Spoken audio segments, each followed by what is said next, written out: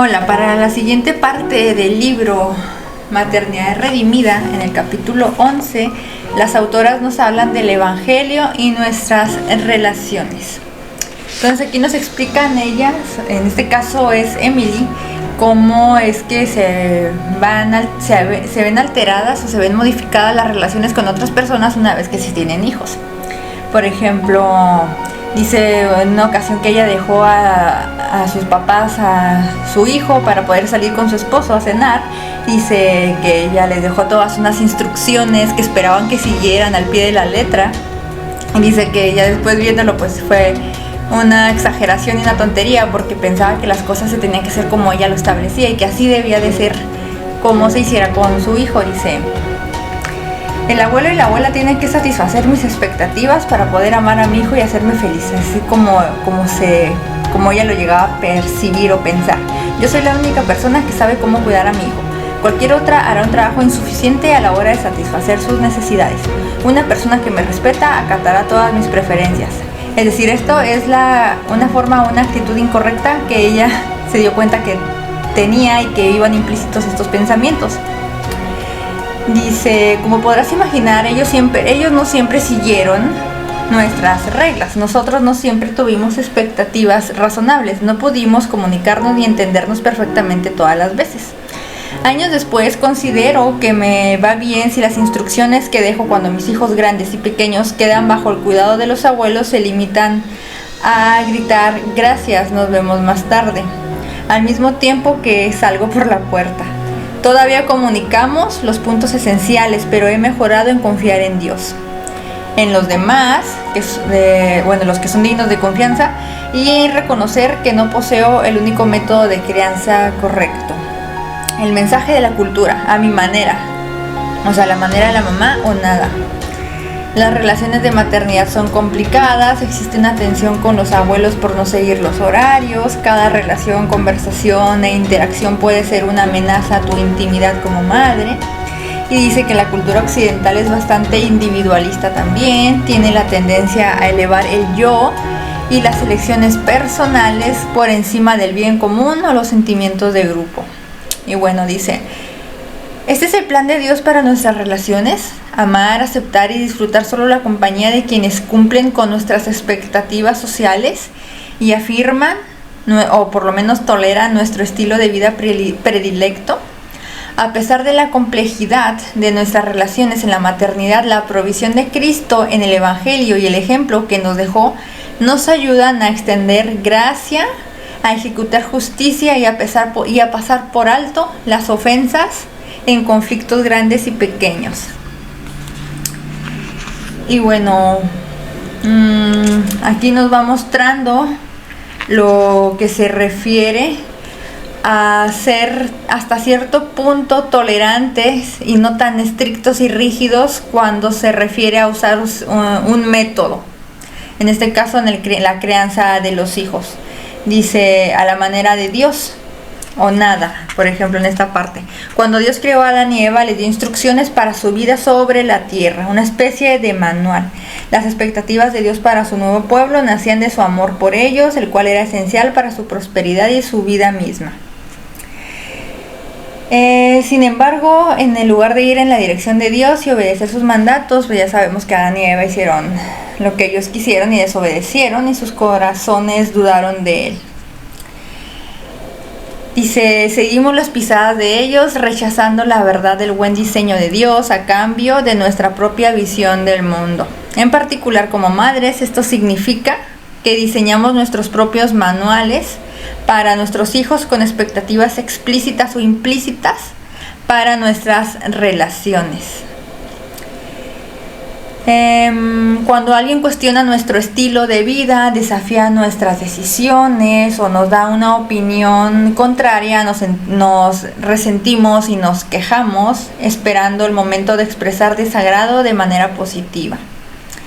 Dice aquí ella: no quiero decir que no deberíamos tener ideales o normas en la crianza. Es bueno tener planes y deseos para nuestros hijos. O sea, ella lo aclara. El problema radica en pensar que nuestras preferencias son el bien supremo para nosotras y para nuestros hijos, y ver los comentarios y las elecciones de los demás como una ofensa personal, en lugar de buscar la palabra de Dios en nuestra norma para la vida. En lugar de buscar en la palabra de Dios nuestra norma para la vida y las relaciones. Esto es cuando a veces tendemos a querer imponer lo que nosotros pensamos que es bueno. O sea, por ejemplo, esto para mis hijos así debe de ser y así debe funcionar. Y si tú lo haces de otra forma estás mal. Y tratar de imponer que lo que nosotros pensamos, creemos y establecemos para nuestro propio método de crianza se le debe de imponer a otra persona. Comenzamos a criticar a otros o a sentir resentimiento cuando otras personas nos dan un punto de vista diferente o es contrario a lo que nosotros pensamos. Entonces, en este aspecto, aquí ella nos habla de esta parte, que no se trata de imponer nada, sino de ir a la palabra de Dios y ver cómo es que Él nos está diciendo que se debe de hacer la crianza para los hijos.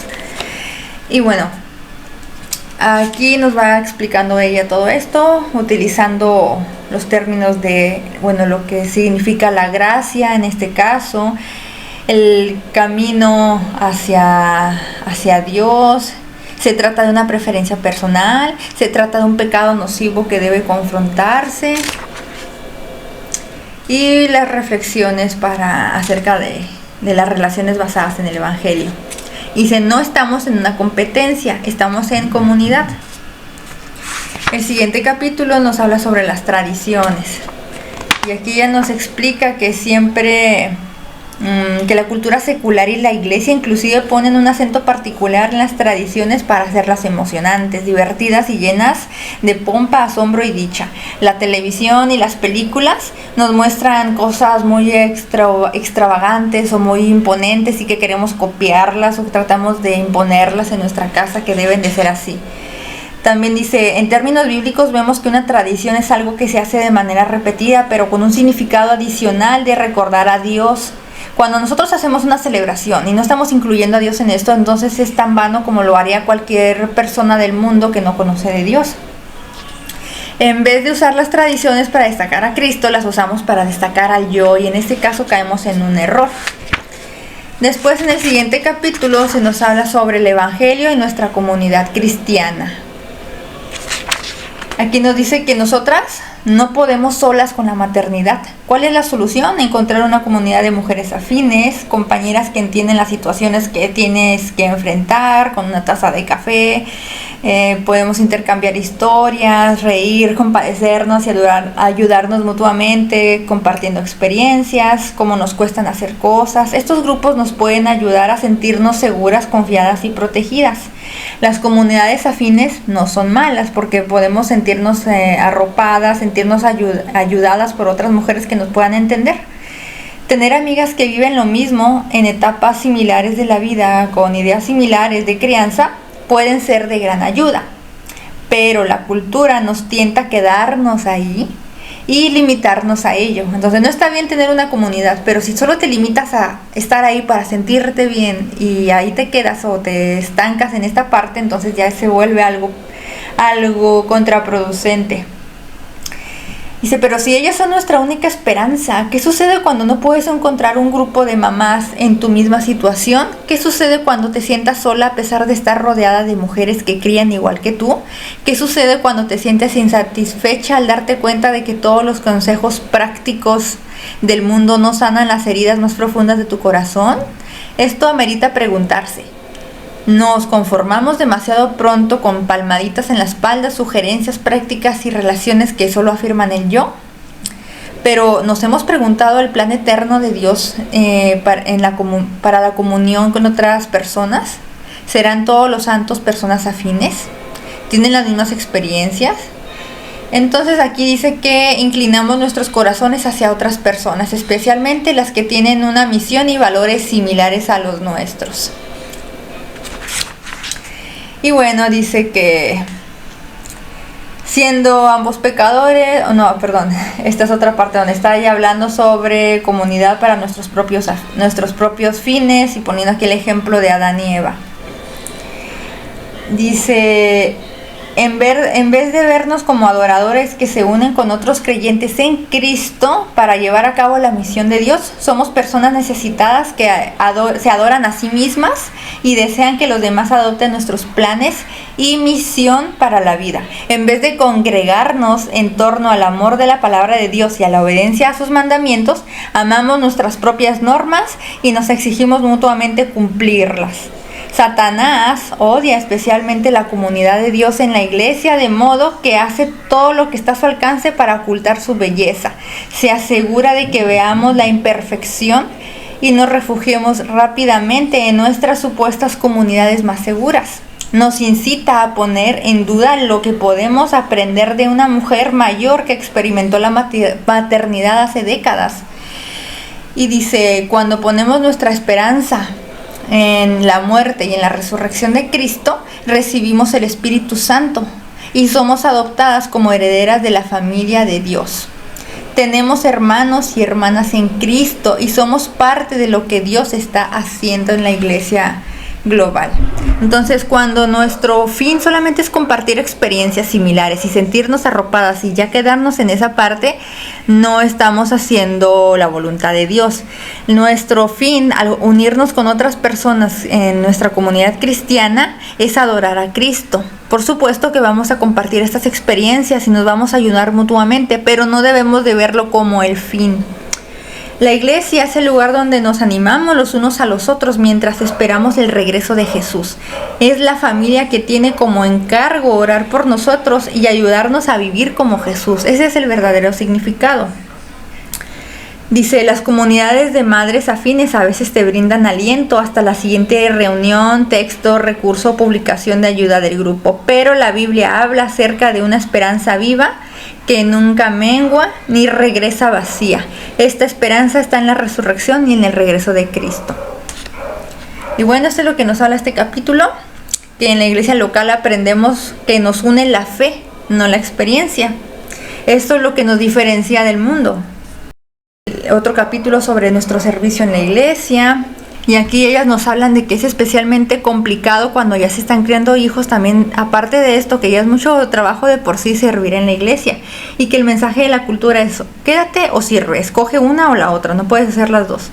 Pero dice que hay mujeres que se preguntan cómo las mamás pueden marcar una diferencia fuera del hogar cuando ni siquiera pueden lograr mantener el fregadero despejado. De modo que nos quedamos en nuestras cuatro paredes y no nos aventuramos fuera de nuestros propios dominios. Las necesidades son suficientemente grandes ya en nuestra propia casa, nos decimos, los bebés y los niños pequeños son demasiado trabajo. Alguien más tiene que ocuparse de esas necesidades. O sea, las necesidades que surgen en la iglesia. Alguien más a quien le apasione la causa, que tenga más tiempo y más descanso. De todos modos, estas personas lo harán mejor que yo, que ese es el pensamiento que logramos poner en nuestra mente para podernos sentir aliviadas, dado que ya sentimos que es mucho el trabajo que hay que hacer en nuestra propia casa como para hacer más fuera de ella.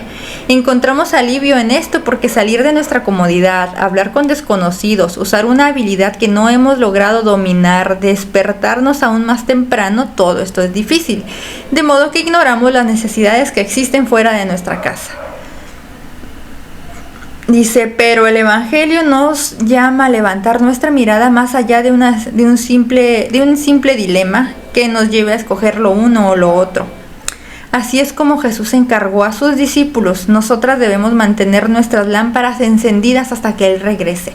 No estamos llamadas a apagar nuestras lámparas cuando tengamos o cuando tenemos hijos. Tampoco a encenderlas solo cuando salimos de nuestra casa. Tenemos que mantener nuestro fuego encendido y enseñar a nuestros hijos cómo arder.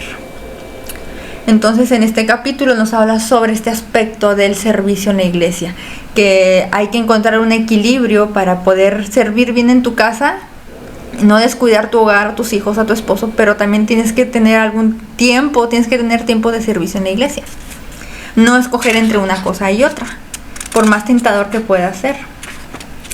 También nos dice que a veces nos sentimos con respecto al servicio, esperamos y oramos para que alguien más llene los vacíos en lugar de hacerlo uno, o tal vez sea lo opuesto, que en lugar de no servir, sirves de manera exagerada hasta caer en el agotamiento y servir más allá de tus capacidades.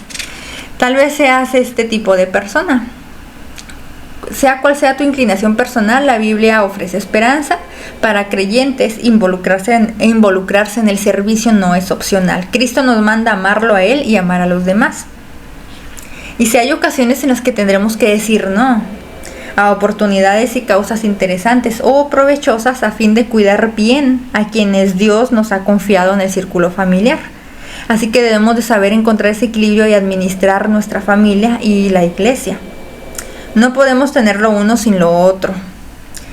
Cumplir nuestro llamado como seguidoras de Cristo es demostrar a nuestros hijos que amar a Dios significa también amar a otros. Se requieren ambas cosas. Estos pequeños años son un entrenamiento para nuestros hijos. El equilibrio es diferente para cada persona y solo se descubre indagando tu corazón y sometiendo tu tiempo y tus deseos a Dios por medio de la oración.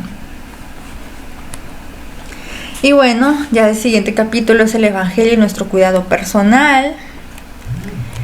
Después viene el Evangelio y nuestros hijos diferentes. Ella hablando sobre la situación de su hijo que tiene problemas de salud, cómo es que ella ha lidiado con esta situación.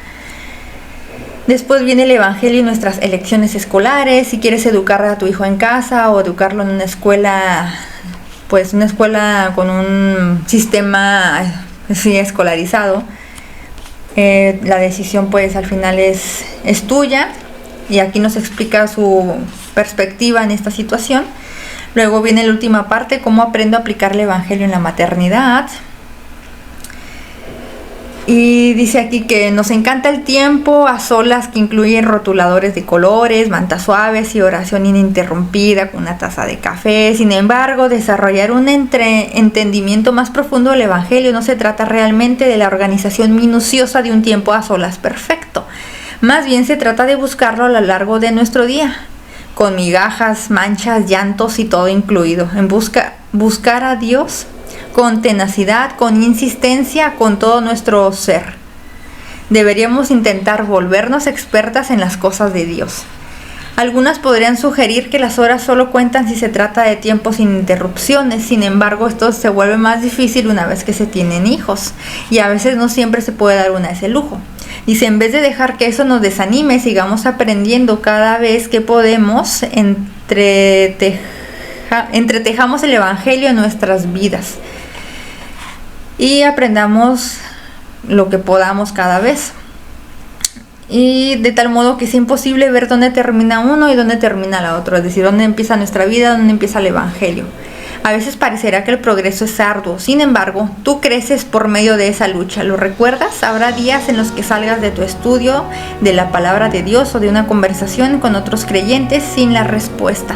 Puede que te desagrade que tus creencias sean sacudidas, puede que te sientas enojada o asustada porque penetre muy hondo en tu corazón y el Espíritu Santo revele pecado en tu vida, puede que quieras darte por vencida porque piensas que hay felicidad aparte de la obediencia fiel.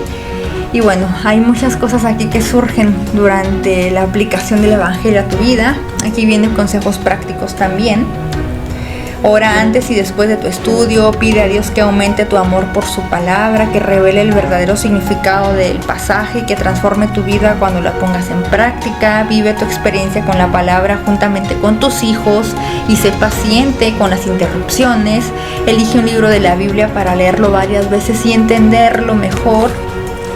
Dice, y dedícate al estudio de la Biblia de manera diligente. Y amolda tu corazón y tu mente al Señor. Y todo esto, bueno, lo podemos encontrar aquí en este libro y los consejos prácticos que ellas nos dan. Y bueno, este libro se los recomiendo para que puedan solventar las dudas que puedan llegar a tener con respecto a este tema específico de la maternidad.